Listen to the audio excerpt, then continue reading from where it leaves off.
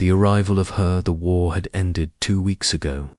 It was supposed to feel like peace now, but for him, everything still felt like war. He sat alone in his recovery room aboard the Galactic Medical Station V9, a quiet place, clean, safe, but also empty. The room had soft lights, smooth white walls, and large windows showing the stars outside. Dozens of other humans were also here, recovering from battle wounds, both on the body and in the mind. To help them, the Galactic Union had created a program. Every soldier would receive a comfort companion, an alien partner trained to give emotional support, conversation, safety, and rest. He didn't ask for one. He didn't want one.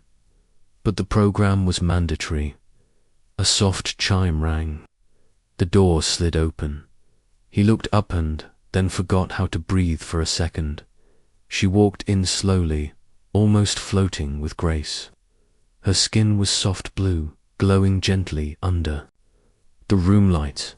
Her hair was long and red, falling in waves past her shoulders. Her eyes were large, golden, and calm, like she could read his thoughts without trying. She wore a smooth red suit that fit her perfectly. Not tight to seduce, not loose to hide. Just ...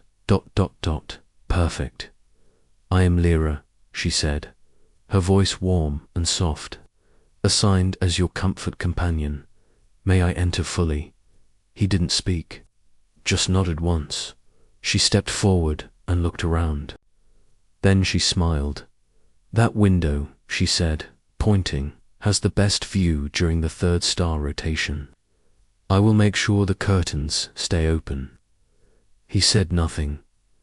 Lyra walked to a seat near the bed and sat down slowly, her hands resting on her lap. "I understand you may not wish to talk right away," she said gently. "That is normal. I am trained for silence as well." He let out a small sigh. "You talk more than I expected." Her lips curved into a tiny smile. "That's because I'm not like the others." He raised an eyebrow. "Aren't you all trained to say that?" "No," she replied. "Most of them say nothing at all." He turned his head, staring at the wall again. He didn't want this. He didn't need this. Comfort. How could a stranger bring comfort when memories of war still screamed in his head every time he closed his eyes? Lyra stood and walked toward the small table by the wall. She tapped a few buttons. Tea, Earth style. Not replicated, real leaves. I made a request. The machine hummed and poured steaming liquid into a white cup. She brought it over, set it on the table beside him, and stepped back without speaking. He glanced at it. "You made a request just for me. You're my only assignment," she said. "And I wanted to begin with care. Small things matter."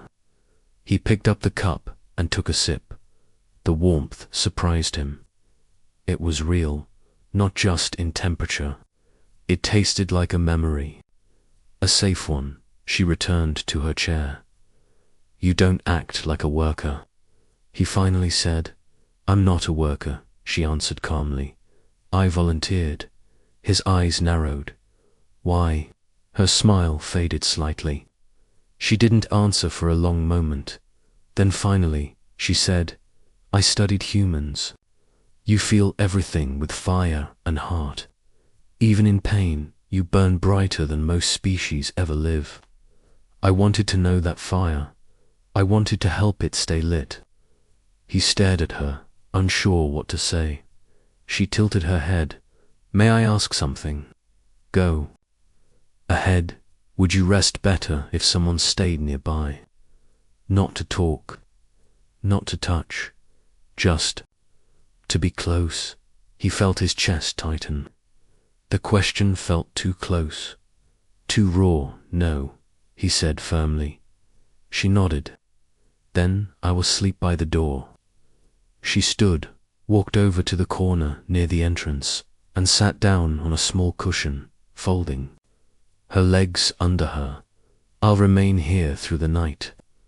If you need anything, even silence, I am awake. He watched her.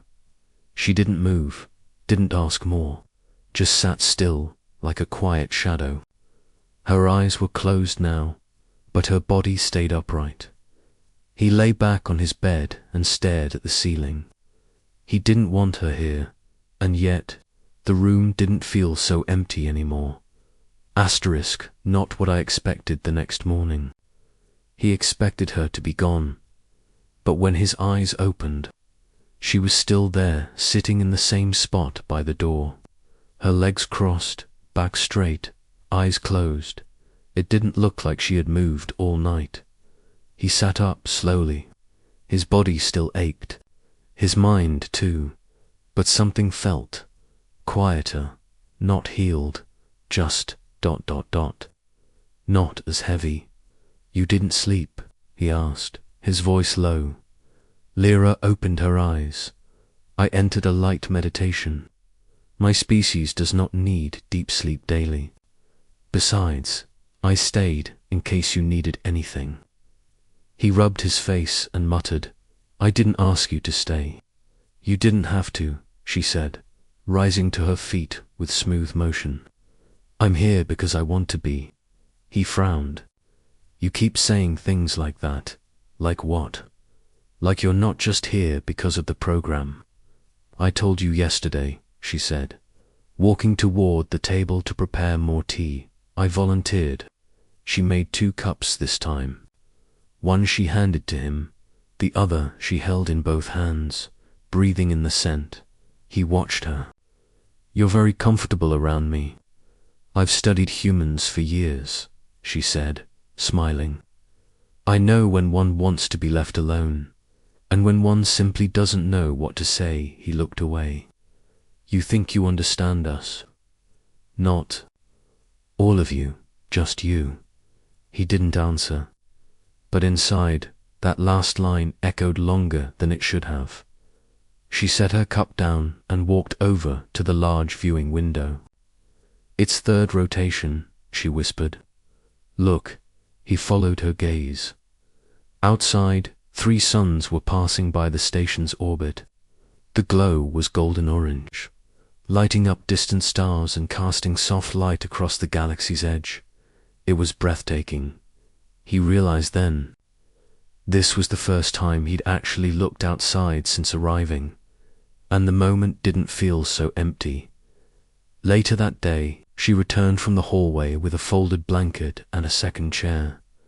I brought something for tonight, she said, setting the chair beside his bed. Planning to sit guard again? He asked. Unless you'd prefer I leave. He didn't answer. She continued, arranging the blanket neatly over the chair. Then, with a calm tone, added, I can sit closer if you wish. I've heard proximity can ease bad dreams in humans. He looked at her. You keep suggesting things. Like that? Like what? Sharing space. Sharing closeness. She tilted her head slightly, the way cats do when curious. Because closeness is healing. For your kind, and maybe mine, too. His eyebrows pulled together. Is this part of your training? No, she said honestly. It's part of me. He leaned back on the bed, staring at the ceiling. And if I said no, she didn't flinch. Then I would respect that, always. Silence passed between them. Then he whispered, but you'd still stay nearby, wouldn't you? Yes. He looked over at her. Why? Because you're not sleeping well. You talk in your dreams. Sometimes you flinch. His breath caught you, remember that. I listened carefully, she said. That night, he didn't stop her from placing her chair closer. She sat just beside the bed, still not touching, not speaking, just present. And he did sleep better. He didn't dream of fire or screams. He didn't wake gasping for air. He only stirred once, and when he opened his eyes, she was looking at him with gentle focus.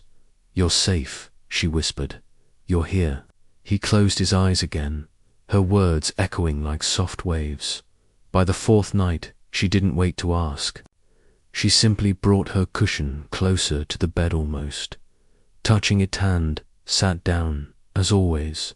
Only this time, she leaned her head gently on the mattress. He turned slightly, looking down at her. Her eyes were closed, her hair falling softly across her cheek. He could smell the faint sweet scent of her like blossoms after rain. Not strong, just real. "You do this for all your assigned soldiers?" he asked quietly. She opened her eyes. "I was only assigned to you, but why do you care this much?" She looked up at him. "Because you pretend you don't need anyone. But I can feel that you do." He didn't respond. Didn't know how to. Her voice softened even more. "I don't want to fix you. I only want you to know you're not broken." The words hit deeper than any therapy session ever had. He didn't say goodnight, but when her eyes closed again, he didn't look away. Mixed signals by the fifth night, the space between them had disappeared. Lyra no longer sat by the door. She no longer kept her hands folded in silence. And he no longer acted like she was a stranger. Things had changed, but not in a way he could clearly explain. She wasn't just part of some recovery program anymore. She was something else. She began helping him walk through the station halls each morning. He had a slight limp from his old injury, but she never rushed him. She walked slow, always matching his steps. She greeted others politely, but never stayed long with anyone. Her attention always returned to him. One day, they passed another human and his comfort companion, a tall, silver-skinned alien who kept a cold, professional tone. "That's more like what I expected," the human muttered. "Would you prefer I act like that?" Lyra asked softly. He glanced at her. "I don't even know what you are anymore." She stopped walking. "Would you like me to explain?" He nodded, unsure what to expect. "I was trained, yes," she said, looking straight ahead. "But I didn't finish the full program. I requested transfer after observing your case files." He frowned. "Y2 chose me before we even met." "Yes, why?" Lyra lowered her eyes. "You reminded me of someone I lost. Someone who carried pain like armor. I couldn't help her, but maybe I can help you." He didn't answer. His throat felt tight again. She turned, walking back toward their room without another word. He followed in silence. That night, something different happened. He awoke from a strange dream, something about flames, metal, and running through mud, but it wasn't terrifying. Not this time. Instead, when he opened his eyes, he found her sitting on the edge of the bed. She wasn't watching him, she was staring out the window, lost in thought. "You okay?" he asked, voice rough from sleep. She turned slowly. Her eyes looked far away. "I had a memory of home." "You miss it?" She hesitated. "No, I miss someone who made it feel like home." He sat up, leaning on one elbow. "You ever think of going back?" She gave him a soft smile. "Not anymore, because of me." Lyra didn't answer. Instead, she stood, walked to the other side of the bed and sat on the floor again, closer this time. Her arm brushed lightly against the edge of his blanket. "You still want to sleep beside me?" he asked, the words strange even to his own ears. She tilted her head. "Only if it brings you peace." He didn't stop her. She lay down next to the bed, her body close, but still not touching. Just near enough that he could feel her warmth, and for the first time since the war, he slept through the night. The next day, he caught himself doing something new. He waited for her. He sat by the window, tapping his cup, wondering when she'd return from her daily check-in with the medical station. She was usually gone 10 minutes. This time it had been 15. When the door finally slid open, he stood without thinking.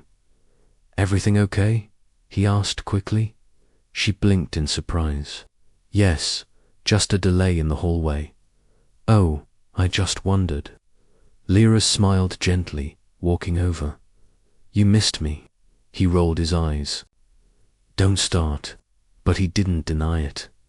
That evening, she brought a small folded cloth. "What's that?"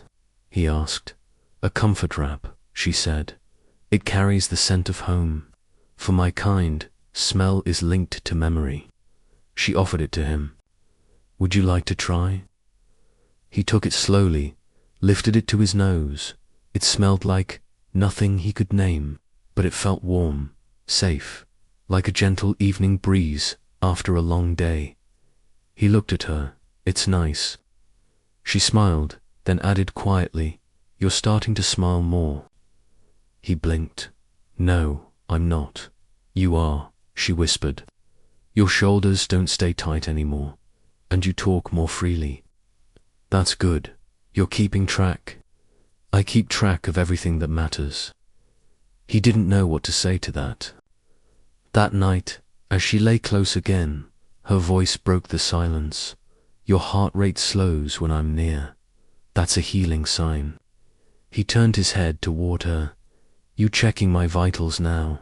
She smiled in the dark. "Only the ones that tell the truth." "Is this part of your plan?" he asked, half teasing. "Getting close, 1 inch at a time?" Lyra didn't laugh. Instead, her voice became quiet. "No, I'm only following what feels right. For you, for me." He stared at the ceiling, unsure of how to answer. His thoughts were a mess. Signals were crossing. Her nearness was supposed to bring comfort. But it was starting to awaken something deeper, not just peace. Longing, asterisk. A wall falls down. The days passed more gently now. He still woke up too early, and sometimes his hands shook when he reached for his cup in the morning. The war hadn't left him fully, but it no longer held him in chains. And a big reason for that was sitting across from him every day, quietly peeling fruit, smiling, watching the stars, and always being near. Lyra had become part of his rhythm, his new normal.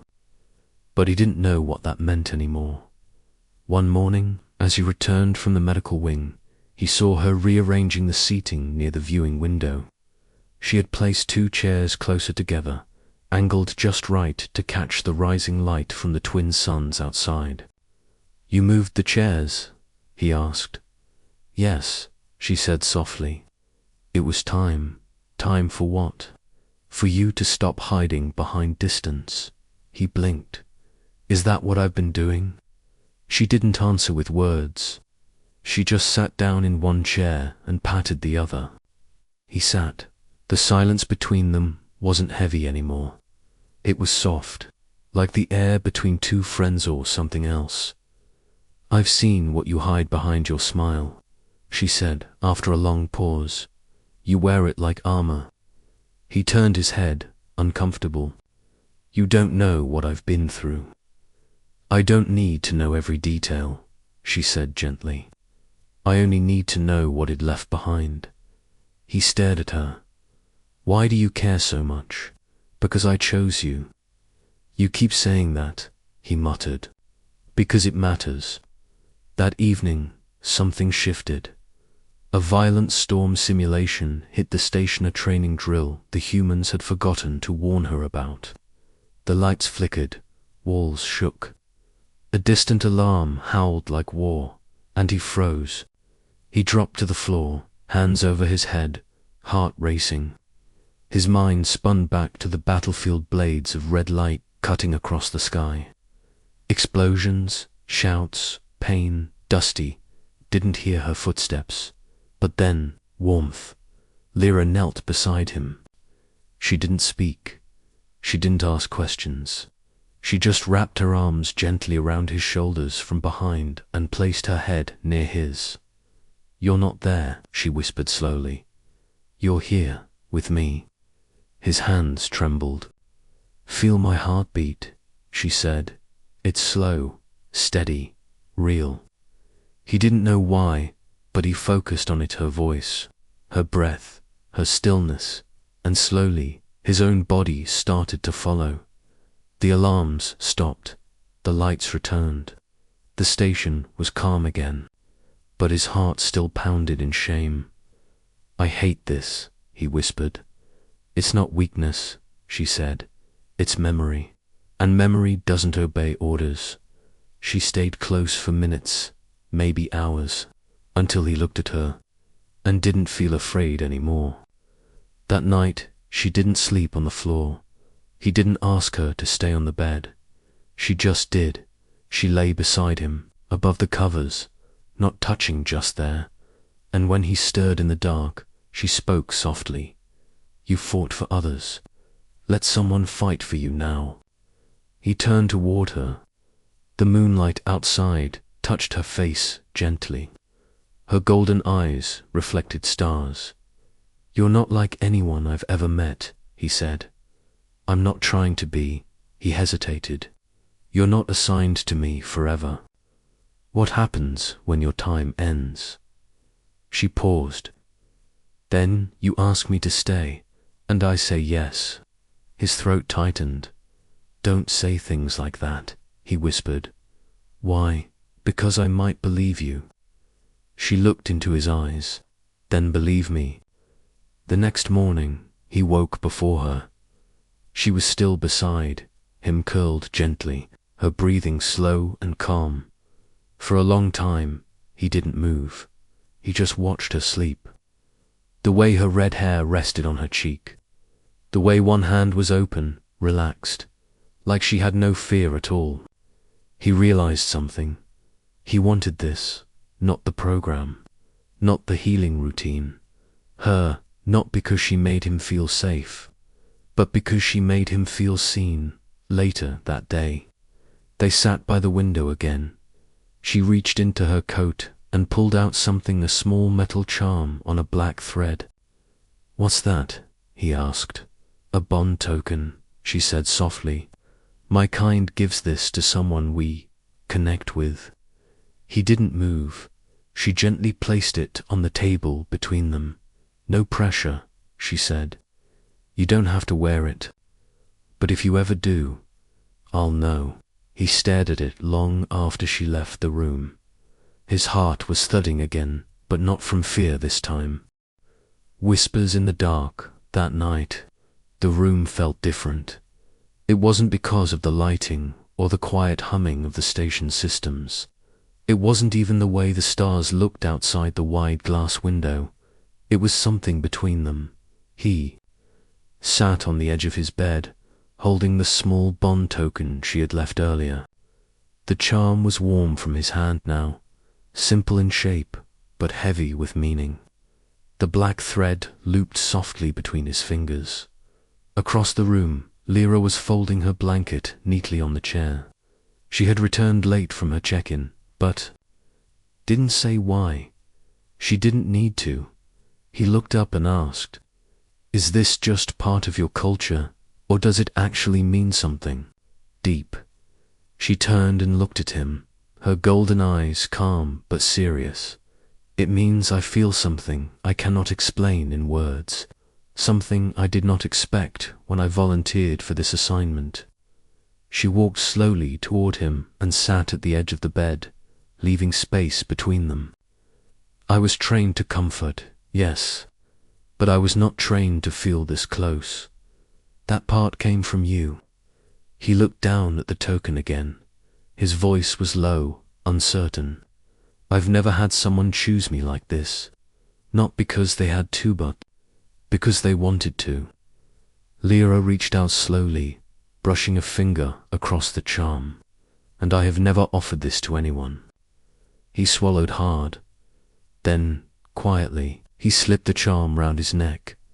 Her eyes widened slightly, and a breath caught in her throat, but she said nothing. Instead, she stood and turned away, walking toward the window. The stars reflected off the glass and lit her face with soft light. He joined her a moment later. "You're quiet," he said. "I don't want to ruin this moment with too many words." He chuckled lightly. "You always know when to talk and when to be silent." She glanced sideways. "It's because I listen more than I speak." He nodded. "I've noticed." They stood in silence for a while, the galaxy spinning slowly. Outside the station, ships passed far in the distance, like tiny sparks, but inside their room, it felt like nothing else existed. He finally asked, "What happens if I request for you to stay beyond the program?" She turned fully toward him. "Then I stay, just like that." "I told you," she said softly, stepping closer. "I wasn't assigned to comfort. I chose you. I'm not here as a tool of healing anymore. I'm here because you became important to me." His eyes searched hers. There was no lie, no manipulation, just quiet, honest care, and something deeper. He hesitated only a moment, then reached out and gently took her hand. She didn't pull away, in fact. She stepped even closer until their foreheads nearly touched. Her voice was a whisper. "You've stopped waking up in fear, because you started showing up in my dreams." Her eyes shimmered. "And what do I do there?" she asked. "You just sit beside me, and everything feels okay." Her smile was small, tender. "That's all I ever wanted." He paused, then said, "You always ask about me. Let me ask about you." She tilted her head slightly, curious. "Do you feel safer when I'm near?" Lyra blinked once, slow and careful. "Yes," she said, "even though I'm not supposed to need safety." "Why?" "Because," she said, stepping so close he could feel her breath, "for the first time, I don't feel like I'm here to serve. I feel like I belong." There were no more words needed after that. They stood like that for minutes, maybe more. Time didn't matter. In the silence, their breathing matched. Her fingers brushed his wrist gently, and his hand closed around hers with quiet strength. Later that night, they lay side by side. No alarms, no drills, just stillness. She didn't ask this time. She simply placed a hand over his chest, lightly, and whispered, "Your heartbeat is calm." He turned his head toward her. "So is yours." She smiled, eyes half closed. "Your dreams," she said softly, "they'll be clearer now." "How do you know?" "Because I'll be in them." He chuckled lightly, his chest rising under her hand. "What if I dream of war again? Then I'll walk through it with you." The room was quiet, but not empty. The shadows were no longer lonely, the air no longer cold, and when he closed his eyes, her warmth stayed. She didn't just bring comfort anymore, she brought peace. Unexpected orders. Morning arrived too quickly. The quiet light from the stars filtered into the room, brushing across the bed where they both lay. He woke up first, blinking slowly, adjusting to the soft hum of the ship. Lyra was still beside him. Her head rested near his shoulder. One hand lay gently over his chest, rising and falling with each breath. Her red hair was spread over the pillow like a ribbon of fire. He didn't move. Not right away. He didn't want this moment to end. But then the wall panel blinked red. A soft beep followed. He frowned. It was a priority message. Carefully, he slid out from under her hand and walked over to the console. He tapped the screen. Notice: Companion Reassignment Protocol. Immediate action required. All comfort units are to be recalled for program termination. Reassignment to official diplomatic duties will begin within 24 hours. This is final, no exceptions. His jaw tightened. Behind him, Lyra stirred. When he turned around, she was sitting up, already reading the screen with quiet eyes. I knew this might happen, she said. They're ending the program, he asked, voice low. Double quotes, yes. Many believed it was too personal, too emotional. They don't understand the bonds we made. He stared at her. You're not a tool. You're not a program. I know, she said gently. But the system doesn't care about that. His fists clenched. You're just going to let them take you. Lyra stood slowly. Her face was calm, but her voice carried a quiet ache. I don't have the power to stop them. I do. He snapped. She looked at him. You said if I asked, you'd stay, he said. I meant it, then stay. Lyra hesitated. If you make that request, it becomes official. It puts both of us under Earth's diplomatic review. They'll ask questions. They'll assume things. I don't care what they assume, he said. I'm not letting you walk out of this room like you were never here. Her eyes shimmered, but she didn't smile. Instead, she walked to the window and looked out. I came here to comfort a wounded soldier, she whispered, but I found someone I didn't expect, someone who made me feel like I wasn't just here to serve. He stepped beside her. I don't want to lose that, she finished. You won't. But I need to hear it from you, she said. Not because of anger, not because of fear, but because you want me to stay. He looked at her for a long time. Then, softly, he said, stay with me. Not because I'm healing, but because it's better when you're here. Lyra finally smiled, but peace never lasted long in places like this. Just hours later, station officials arrived at the door. Two of them tall, pale-skinned officers in black uniforms. Their eyes scanned the room like it was just another assignment. We're here for comfort, Unit Lyra, one said flatly. She's not going, the human said, standing between them and the bed. You do not have authority to override the recall, the officer replied. I submitted a diplomatic partner request, he said. She's now listed as a civilian bond under Earth law. Both officers froze. One of them turned to check his datapad. His eyes narrowed.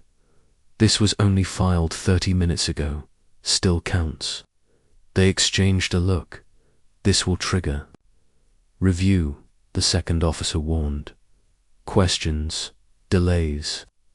I'm ready, the human replied. Lyra stepped forward. I accept the bond, she said clearly, under agreement of both parties. For a moment, silence. Then the officers turned and left without another word. When the door closed, he finally exhaled. Lyra looked at him. You really did it. I told you, he said. You're not going anywhere without me. She didn't smile this time. She stepped forward and wrapped her arms around him, resting her head on his chest. And for the first time, he held her back fully, without fear. Without doubt, that night, they didn't talk about war or healing. They didn't speak about the program or what came next. They just lay together, listening to the silence, breathing in rhythm. The bond token rested between them, warm and real. Lyra whispered, this was never just about comfort. He whispered back, no, it never was. Outside, stars continued their slow dance across the sky, but inside the room, something more powerful had taken roots, something stronger than duty, deeper than assignment. Choice, asterisk. The companion I chose the next morning Everything had changed. Not the stars, not the quiet hum of the station, but something inside both of them had shifted. No more uncertainty, no more walls. He wasn't just a wounded soldier anymore. She wasn't. Just a comfort companion now. They belonged to each other. He stood near the station's internal transfer gate, a small bag over his shoulder. Lyra was next to him, her red coat folded neatly over her arm, her golden eyes watching every small movement around them. The hall was busy. Officers, doctors, soldiers. Most ignored them. A few stared. He didn't care. She glanced at him. "Ah, you sure about this?" He nodded. They approved the request. "You're officially under Earth diplomatic protection. No one can reassign you now.